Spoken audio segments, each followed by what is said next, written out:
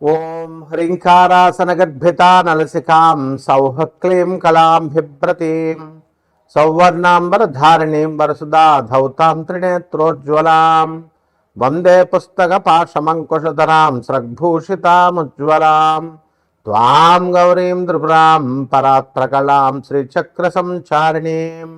ఓం శ్రీ పెజవాడ కనకదుర్గాదేవ్యై నమః. శ్రీ దుర్గామల్లీశ్వరాభ్యాం నమః. మనకి ఈ నెలలో ఆగస్ట్ 2026 సంవత్సరంలో మనకి ఈ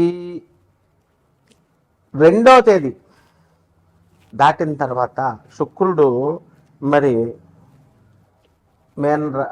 కన్యా రాశిలోకి వస్తున్నాడు. దానివల్ల ఏమవుతుంది అని అంటే, ఎవరికైతే భార్యాభర్తల మధ్య చిన్న చిన్న ఫైట్స్ అవుతున్నాయి, పెద్దగా అయిపోతాయి అన్నమాట. అలాగే ప్రేమ వ్యవహారాలు ఇవన్నీ కూడా కొంచెం ఫెయిల్ అవడానికి అవకాశాలు ఉంటాయి. అసలు ముందు దీంతో పాటు ఇంకా ఏం జరుగుతోందండి ఇప్పుడు అంటే, శని మీనరాశిలో వక్రిస్తున్నాడు. 138 రోజులు ఉంటాడు. ఇది పెద్ద మేజర్ కాస్మిక్ షిఫ్ట్ అన్నమాట.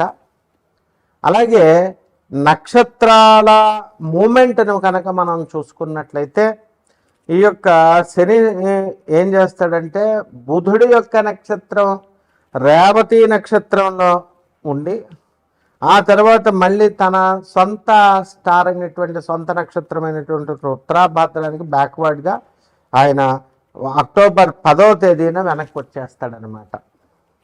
అలాగే మనం చూసామండి, శుక్రుడు ఈ యొక్క సెకండ్ ప్లానెట్ అనమాట. సన్ నుంచి కనుక మనం చూసినట్లయితే, అండ్ భూమికి వచ్చేసరికి చాలా క్లోజ్గా ఉంటుంది, క్లోజ్ నైబర్, మన పక్కంటి వాళ్ళలాగా అనమాట. క్లోజెస్ట్ ప్లానెటరీ నైబర్ అనమాట. అందువల్లనే దీన్ని ఏమంటామంటే కవల పిల్లలు అంటారు, భూమిలాగే ఉంటుంది కాబట్టి ఈ శుక్రుడిని కూడా. మరి ఎందువల్లంటే ఒకే రకమైనటువంటి సేమ్ సైజు కాదు, ఒకేలాగా ఉంటుంది సైజులోను, తర్వాత సాంద్రతలోను, డెన్సిటీలోను. మరి ఇదేంటంటే రాడికల్లీ డిఫరెంట్ అనమాట అండర్ ఇట్స్ సర్ఫేస్. అందువలన ఈ క్రషింగ్ చేసే, నొక్కి పడేసి క్రష్ చేసేసే అట్మాస్ఫియర్ ఉంటుంది అక్కడ. మనం వెళ్తే తప్పడైపోతాం, పచ్చడి నొక్కేస్తుంది, మన ఫేస్ల దగ్గరకు నొక్కేస్తే, కుదించేస్తే ఎలా ఉంటుంది అట్లా. అండ్ అక్కడ స్కార్చింగ్ టెంపరేచర్స్ ఉంటాయి, భలే భయంకరమైన టెంపరేచర్స్ ఉంటాయి అన్నమాట. మనం మాడిపోతాం మనం, అంటే ఇంకేం ఉండదు, లడ్డే కరిగిపోద్ది, మనం ఉండవు అనమాట. ఇంకెళ్ళిపోయి పేస్ట్ ఉడకబెట్టేసి రసం అయిపోతాం, చూసారా, అలా రసం అయిపోతాం అనమాట. మనందరం తాగుతూ ఉంటాం ఈ యొక్క సూపులని, అలాగైపోతాం, జ్యూసులు సూపుల కింద. తర్వాత అండ్ హాటెస్ట్ ప్లానెట్ మొత్తం మన సోలార్ సిస్టంలో, సౌర కుటుంబంలో అందరికంటే కూడా వేడి ఎక్కువ ఉంటుంది. అందువల్ల శుక్ర వృషభ రాశి, తులారాశిలో పుట్టినటువంటి వాళ్ళందరూ కూడా మనకి వేడి శరీరం ఉంటుంది. వాళ్ళకి గ్యారంటీగా పైల్స్ కానీ హెర్నియా కానీ ఉంటాయన్నమాట.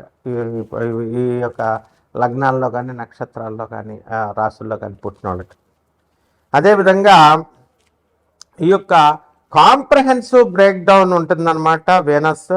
ఎందువల్లంటే దాని యొక్క సైంటిఫిక్ ప్రొఫైల్ చూద్దాము, ఆస్ట్రానమికల్ అబ్జర్వేషన్ చూద్దాము, అలాగే ఆస్ట్రాలజికల్గా దానికి ఉన్నటువంటి సిగ్నిఫికెన్స్ని మనం చూద్దాం. మొట్టమొదటిగా ఫిజికల్ క్యారెక్టరిస్టిక్స్ని కనుక మనం చూసి, అక్కడ ఉన్నటువంటి ఎన్విరాన్మెంట్, వాతావరణాన్ని కనుక మనం చూసినట్లయితే, మనకి అట్మాస్ఫియర్ ఎలా ఉంటుందంటే, అక్కడ వాతావరణము థిక్గా ఉంటుంది, దళసరిగా మనకు. తర్వాత టాక్సిక్ క్లౌడ్స్ ఉంటాయి అక్కడ, బ్రహ్మాండంగా విషపూరితమైనటువంటి, అంటే కలుషితమైనటువంటి క్లౌడ్స్, మేఘాలు. మనలాగా తెల్లగా మంచి తెల్ల నీళ్ళు వచ్చేలాగా ఉండవు అక్కడ. గీసిడ్లు పడిపోవడమే అనమాట మనకి, మన పైన శుక్రుడిలో. దాంట్లో ఏంటి, మేడప్ సల్ఫ్యూరిక్ యాసిడ్ ఉంటుంది, కింద పడితే మన ముఖాలు కాలిపోతాయి అన్నమాట. అలాగే ఇది అందువలన వేడిని ట్రాప్ చేసి అండ్ రన్అవే గ్రీన్ హౌస్ ఎఫెక్ట్ని ఇస్తుంది, అండ్ క్రషింగ్ అట్మాస్ఫియర్ని క్రియేట్ చేస్తుంది. ఎంతంటే భూమి మీద మనం మామూలుగా నడుస్తుంటే మనకి గాలి వస్తే ఒత్తిడి చేస్తుంటే ఎంత ఉంటుందో దానికంటే 90 రెట్లు నొక్కేస్తుంది అనమాట అక్కడికి వెళ్తే మనం. అలాగే దాని మీద ఉన్నటువంటి సర్ఫేస్ టెంపరేచర్ని కనుక మనం చూసినట్లయితే మనకి 465 డిగ్రీల సెంటిగ్రేడ్ ఉంటుంది. మనం ఇక్కడ 40 డిగ్రీలు వచ్చేసరికి అబ్బా ఉష్ అన్నీ ఏసీ కావాలా అని ఫ్యాన్లు వేసేసుకుంటాం. 40 వచ్చేసరికి మా రాజమండ్రి వచ్చేయండి మీకు శుభ్రంగా ఇలా కారిపోతూ ఉంటాయి అన్నమాట చెమటలు. మేము రైల్వే క్వార్టర్స్లో చదువుకుంటున్నప్పుడు షర్ట్లు గిట్లు ఉండవు, కారిపోవడమే అంతే. ఇప్పుడు మరి అంత టెంపరేచర్ ఉంటుంది. మరి గోదావరి పక్కనే, మా ఇంటి పక్కనే, మా ఇంటి వెనకాల, అయినా సరే కారిపోతూ ఉండేది. మరి అలాంటిది 900 డిగ్రీల ఫారెన్హీట్ లేదా 465 డిగ్రీల సెంటిగ్రేడ్ వేడి ఉంటుంది. ఇది లెడ్ని కూడా మెల్ట్ చేసేస్తుంది, కరిగిచ్చేస్తుంది అనమాట, అంత టెంపరేచర్ ఉంటుంది. అలాగే ఎక్స్ట్రీమ్ టోపోగ్రఫీ అని కనుక చూసినట్లయితే ఇది డెజలేట్ ల్యాండ్స్కేప్, అంటే ఐసోలేటెడ్గా ఉంటుంది. అది ఒక షేప్ ఉండదు దీనికి, షార్ప్ రాక్స్ ఉంటాయి, మంచి సూదుగా రాళ్ళను పడితే గుచ్చుపడమే లోనకి.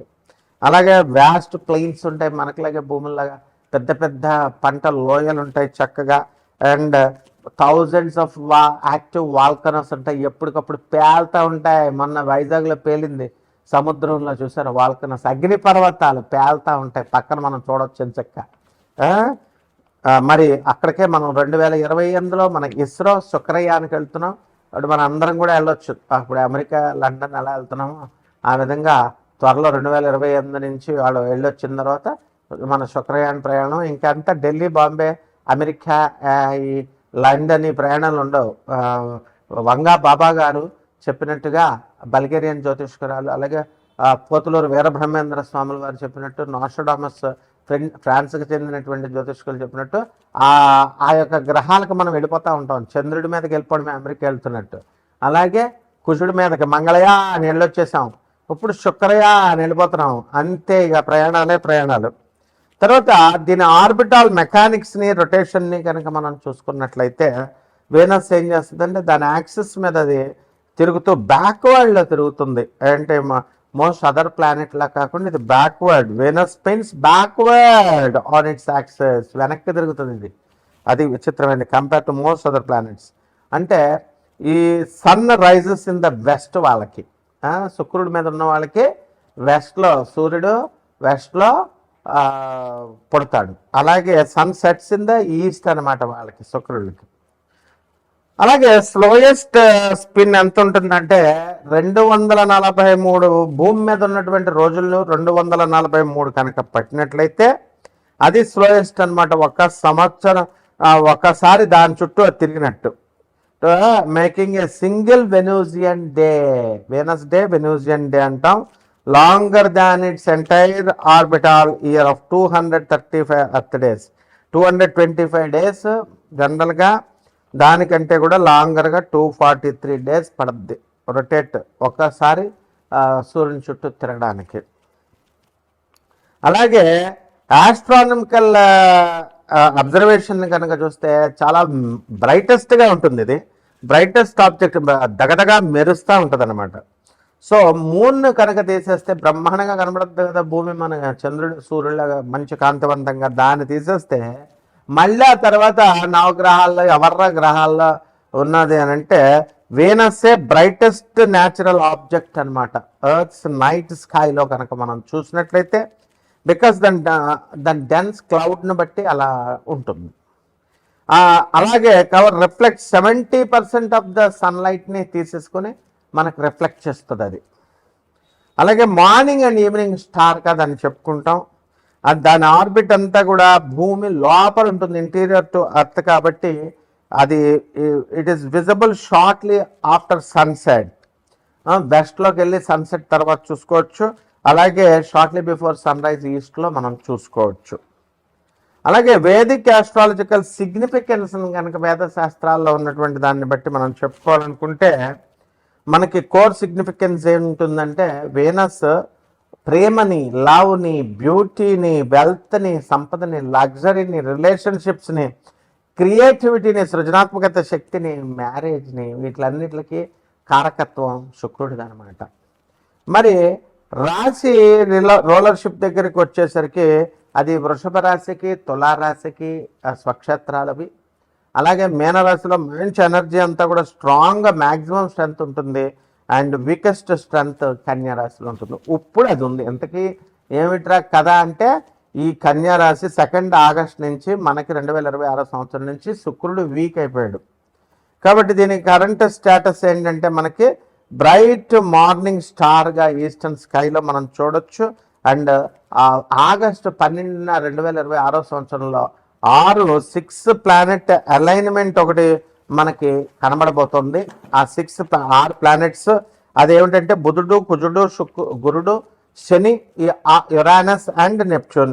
ఇవన్నీ కూడా పెద్ద ఆర్చలాగా ఆకాశంలో మనకు కనబడబోతుంది. దీనివల్ల మనం ఒక్కొక్క రాశికి ఏ విధంగా ఉంటుందో మనం విడివిడిగా ద్వాదశ రాశుల వారికి చూద్దాం.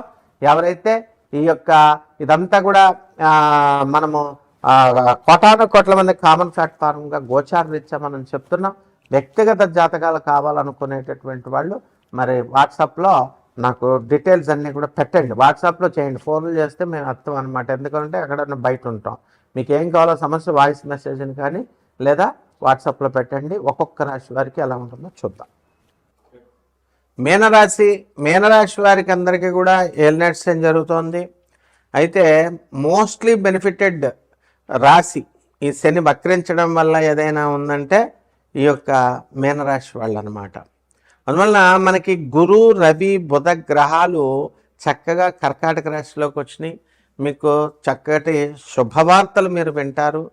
అండ్ చాలా కాలంగా మీరు కాపురాలు చేస్తున్నారు కానీ పిల్లలు పుట్టట్లేదు. అటువంటి వాళ్ళందరికీ కూడా పిల్లలు పుట్టడానికి అవకాశాలు ఉన్నాయి. ఏ ఐవీఎఫ్లు ఇవి ఏమీ అవసరం లేకుండా. అలాగే పెళ్ళిళ్ళు కానిటువంటి పెళ్ళి కాని ప్రసాదులు చాలామంది ఉంటారు. అటువంటి వాళ్ళకు కూడా పెళ్ళిళ్ళు అయిపోవడానికి అవకాశాలు ఉన్నాయి. అలాగే ఈ యొక్క రాశి వారికి షష్ఠ స్థితిగతుడైనటువంటి ఈ యొక్క కేతువు మీకు విదేశాలకి మీకు అవకాశాలు అనేటటువంటివి ఇస్తాయి. మరి ఎవరైతే ఉద్యోగాలు కోల్పోయామని అనుకుంటున్నారో విదేశాల్లో, ఎవరికైతే పార్ట్ టైం ఉద్యోగాలు రావట్లేదని అనుకుంటున్నారో అటువంటి వాళ్ళకందరికీ యుద్ధ ప్రాతిపదిక మీద ఈ యొక్క ఉద్యోగాలు వచ్చేయడం అనేటటువంటిది జరుగుతుంది. అలాగే మీరు పాత జాబులు ఏవైతే ఉన్నారో మీ అంతకు మీరు రిజైన్ చేయలేరు కాబట్టి ఆటోమేటిక్గా కొన్ని పరిస్థితులు వస్తాయి మీరు రిజైన్ చేసేసేలాగా. ఆ తర్వాత దానికంటే బ్రహ్మాండమైనటువంటి ప్యాకేజ్తో మంచి కంపెనీస్లో మీకు ఉద్యోగాలు రావడం అనేటటువంటి తథ్యం. ఆ విధంగా ఈ యొక్క సప్తమ స్థితిగతుడైనటువంటి శుక్రుడు మరి వీక్ అయిపోవడం వల్ల భార్యలతో చాలా జాగ్రత్తగా ఉండండి, స్త్రీలతో చాలా జాగ్రత్తగా ఉండండి. అనవసరమైనటువంటి మిస్అండర్స్టాండింగ్స్ రావడానికి అవకాశాలు ఉంటాయి. అదేవిధంగా లగ్జరీస్ని మరి ఎంతో చక్కగా అనుభవించేటటువంటి మీకు ఈ యొక్క రిలేషన్షిప్లో కానీ, ఈ యొక్క లగ్జరీస్లో కానీ, మరి లవ్లో కానీ ఇవన్నీ కూడా కాస్త బ్యాలెన్స్ తప్పుతాయి. ఇప్పుడు శుక్రుడు నేర్చబట్టేశాడు. అందువలన ఎవరైతే ఇల్లులు కట్టాలనుకుంటున్నారో అటువంటి వాళ్ళు జాగ్రత్తగా వీళ్ళు వ్యవహారం చేసుకుంటూ ఇల్లు కట్టుకోవాలి. ఎందువల్లంటే డబల్ రిజిస్ట్రేషన్ లేకపోయినా ఈ యొక్క ఏజెంట్లను నమ్ముకొని వాళ్ళు నోటరీలు వంట కట్టడం ఇలా అనేకమైనటువంటి ఇవన్నీ కూడా ప్రాబ్లమ్స్లో ఇరుక్కుపోతారు. మీ డబ్బు స్టక్ అయిపోవడానికి అవకాశాలు ఉంటాయి. అదేవిధంగా ఈ యొక్క కుజుడు ఆగస్టు 2 నుంచి మిథున రాశిలోకి వచ్చినటువంటి కారణంగా పోలీస్ డిపార్ట్మెంట్లో ఉన్నటువంటి వాళ్ళకందరికీ కూడా ప్రమోషన్లు రావడానికి అవకాశాలు ఉంటాయి. మీ అందరికీ మోకాళ్ళ నొప్పులు, అరిథరైటిస్ ఇవన్నీ కూడా ఆర్థరైటిస్ ఇలాంటి ప్రాబ్లమ్స్ అన్నీ కూడా రావడానికి అవకాశాలు ఉన్నాయి. కాబట్టి ఐరన్ డెఫిషియన్సీ, కాల్షియం డెఫిషియన్సీ అనేటటువంటిది రాకుండా మీరు జాగ్రత్తగా చూసుకోవాల్సినటువంటి అవసరం ఉంది. డర్మటాలజికల్ ప్రాబ్లమ్స్, కొన్ని స్కిన్ డిసీజెస్ ఇవన్నీ కూడా రావడానికి అవకాశాలు ఉంటాయి, సోరియాసిస్ ఇవన్నీ. కాబట్టి జాగ్రత్తగా చూసుకోండి. ఈ యొక్క మీనరాశి వారికి అందరికీ కూడా మీరు గత ఎన్నో సంవత్సరాలుగా ఎదురు చూస్తున్నటువంటి మంచి గుడ్ పీరియడ్ మీకు వచ్చేసింది. కానీ ఏలినాటి శని జరుగుతుంది కాబట్టి శని జపం చేయండి, శని స్తోత్రాలు చదవండి, శనికి కిలోంపావు నల్ల నువ్వుల్ని, నల్లని వస్త్రాన్ని ఇచ్చి పేద బ్రాహ్మణులకి శనివారం నాడు ఉదయం 8 గంటలకు దానం చేసుకోండి. దశమహావిద్యల్లో ఒకటైనటువంటి మహాకాళి అమ్మవారి యొక్క హోమాన్ని, అమ్మవారి యొక్క మంత్ర జపాన్ని మీరు చేసుకోవడం ద్వారా బ్రహ్మాండంగా ఉంటుంది. శుభమస్తు.